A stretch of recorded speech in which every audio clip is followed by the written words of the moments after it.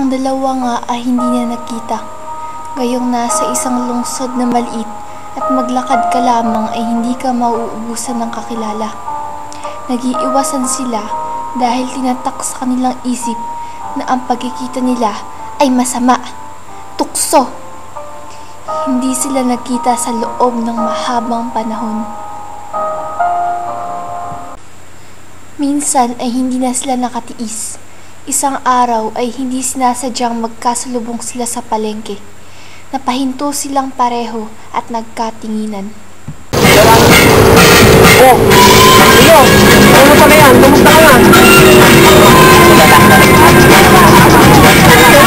Matagal natin pinagkita yan. Pwede ko muna, lilibre kita. Sige na.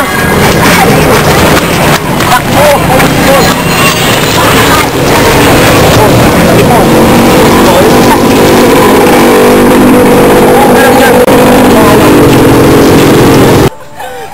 Pagkatapos noon ay nagkita sila ng maraming beses sa luneta. Sila'y lumaya sa unang pagkakataon. Pagkaraan ng ilang buwan, sila ay lumigaya.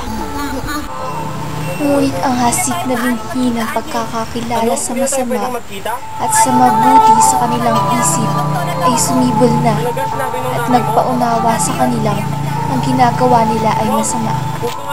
Ngunit sila ay naghihimagsik.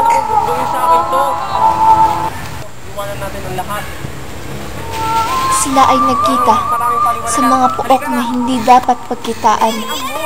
Ngunit doon sila ay tinaboy ng kanilang paghihimagsik, ng takot na matutop at ng pangangailangan. Sa mga pook na iyon, pilit nilang iginupo ang dingding na ipinagitan sa kanila. At sa palagay nila ay sila'y nagtagumpay. Naalis ang hadlang, ngunit sa kanilang utak nagsusumiksik at nanunumbat ang alilingaw-ngaw ng pagbabawal. Lumalarawan ang nananalim na tingin. Masama! Tukso!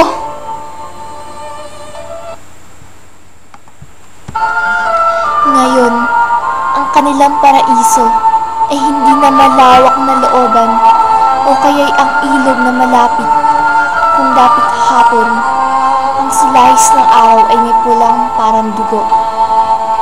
Ang daigdig nila ngayon ay makitid, sulok-sulok, malamig. Ngunit hinahamig ng init ang kanilang lumayang mga katawan.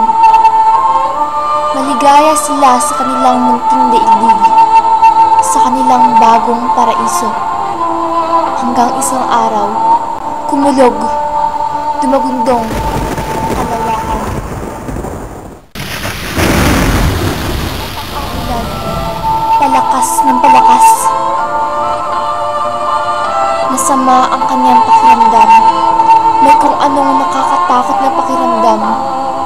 May kung anong nakakatakot na bagay sa kanyang katawan na ibig niyang ilabas. Ibig niyang itapon. Nasuka siya sa sobrang sama ng pakiramdam. At ang dalagay napabulalas ng iyak.